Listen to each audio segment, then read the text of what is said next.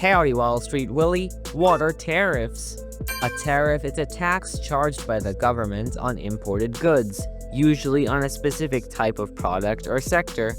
This can be a percentage of the product's cost or a fixed dollar amount per product. The goal of tariffs is to make foreign goods less attractive and encourage consumers to buy domestically produced alternatives. What are the advantages of tariffs?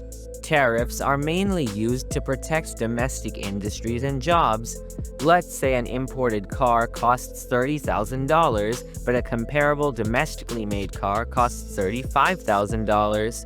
If the country imposes a 30% tariff on imported cars and the importer passes it on entirely to the customer, that $30,000 car will now cost $39,000. This makes the domestically made car $4,000 cheaper, making it more attractive for consumers. Tariffs can also give domestic industries time to grow against global competition, generate extra revenue for the government, and be used for strategic trade negotiations with other countries. What are the disadvantages? While tariffs do encourage buying domestic products, they do this by making imported products more expensive. Since tariffs are usually passed on to consumers, you end up paying more for the same imported product after a tariff is implemented. Similarly, tariffs can also hurt businesses that rely on imported materials. Lastly, countries targeted by tariffs could retaliate with their own tariffs, starting a trade war that could hurt both countries' economies. How do tariffs affect me?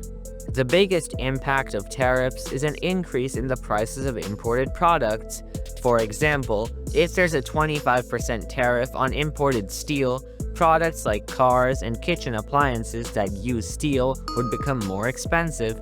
On the other hand, companies and jobs reliant on manufacturing steel domestically would benefit, since their products would become more competitive and more people would buy from them. Are tariffs a good idea?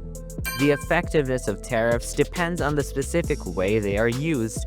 They can allow domestic industries to grow and create new jobs, but they also lead to higher prices for consumers.